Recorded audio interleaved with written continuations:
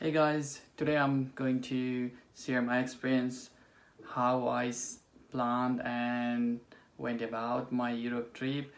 Last month in December 2019, I went for a 1 month Europe trip. There was certain things that I wanted to do, certain places that I want to visit. I have already been to Europe previously. I visited Spain and Portugal that time, and I was living and studying there. This time I wanted to visit Germany and maybe some cities or countries around it. So the first thing first, wherever you are, whether you're in America, US, or Asia, whatever part of the world, if you're in Europe, then obviously your trip planning would be different. So first thing you have to obviously think about the flight tickets. That's the biggest cost in the whole trip, and also you have to think about the itinerary and everything. So that's the main thing you have to think about, and that will be the biggest chunk of your cost and time and resource as well.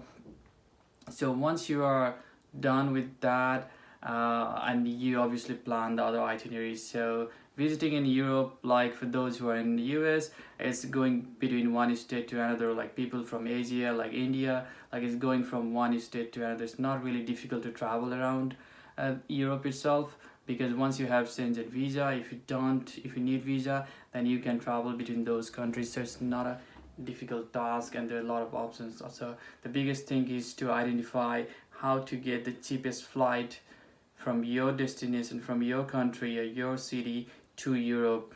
And there are certain larger airport hubs. So Amsterdam is one. In Germany, there are a couple.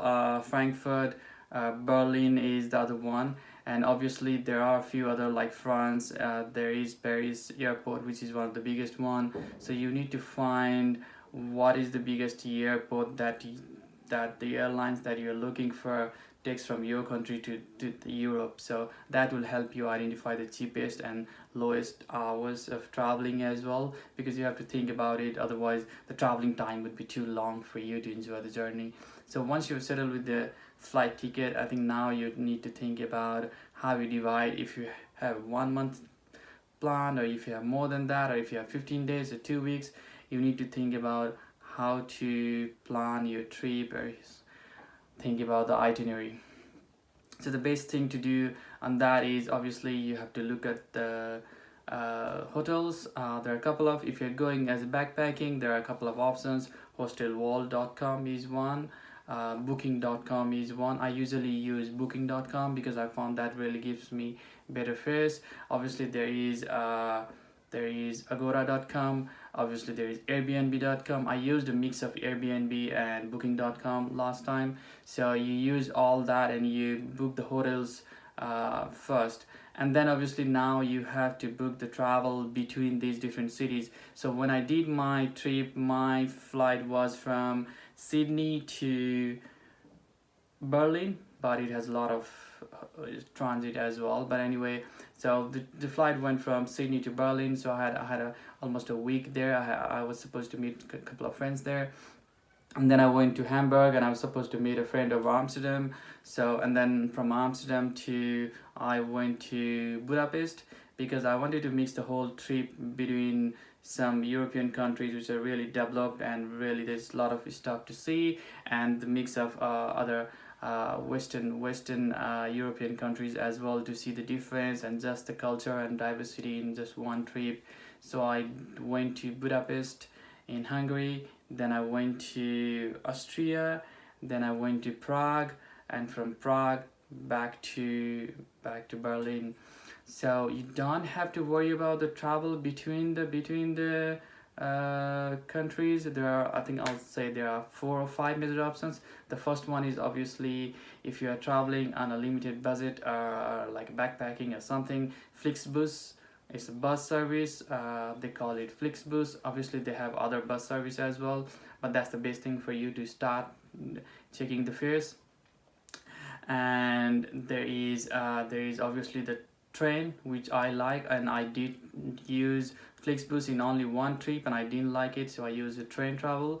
So train travel is the other one, and if you're not in budget constraint, then obviously the flight is obviously cheaper option, and sorry, not a cheaper option, but obviously a faster option, and also not necessarily very expensive. You get a flight ticket between one city to another city in Europe for like 50 euros or 80 euros or 60 euros. So it's not really that expensive, depends on the time you book the flight and all that sort of thing.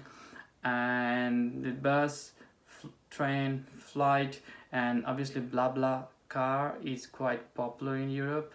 Obviously you open an account and there are people traveling in their cars, and then they will take you through those options. So those four options I would think would be the top, and obviously there would be much more options and people want to explore through sea, ferry, and other kind of options as well, but those four are the most common. And if you want to look at between these different cost and pricing, there's a really good website or mobile app that's called Rio, Rome to Rio. I'll put the link in down description below. I'll put the description for other things as well, like booking.com and Airbnb and other stuff as well in description below. So that's how you do the traveling part. And then obviously after you book, so you started with the flight, and then you do the train trip or the travel between the cities. Sorry, you do the flight, and then you do the hotel, and then you do the train trips or the travel between the countries. And then finally you need to decide what do you want to do in that time in that country. Let's say you have a 5 days 7 days in one country, then what do you do in that country? Obviously I think you'd already have some priorities, or you want to visit Paris, you want to go Berlin, you want to visit Amsterdam, whatever. But I would suggest you to mix between some really big fancy cities and then some small medium cities. That will give you a perspective of the whole life of Europe, and not just go into this big cities like Berlin, Amsterdam, Frankfurt kind of thing, or Paris and all that. But if you mix, there are small cities in Netherlands like Rotterdam, even in Germany there are a couple of cities in the regional, and they are well connected to train, bus, and transport network, so it's not difficult to travel. And if you want to hire a car and do a Europe trip, that's also possible if you have traveled and done that before. And I'm thinking of doing that in my next trip whenever that happens. So those are the things, guys, for now. Let me know if you have any questions down below. I will let you know about my trip. Thank you.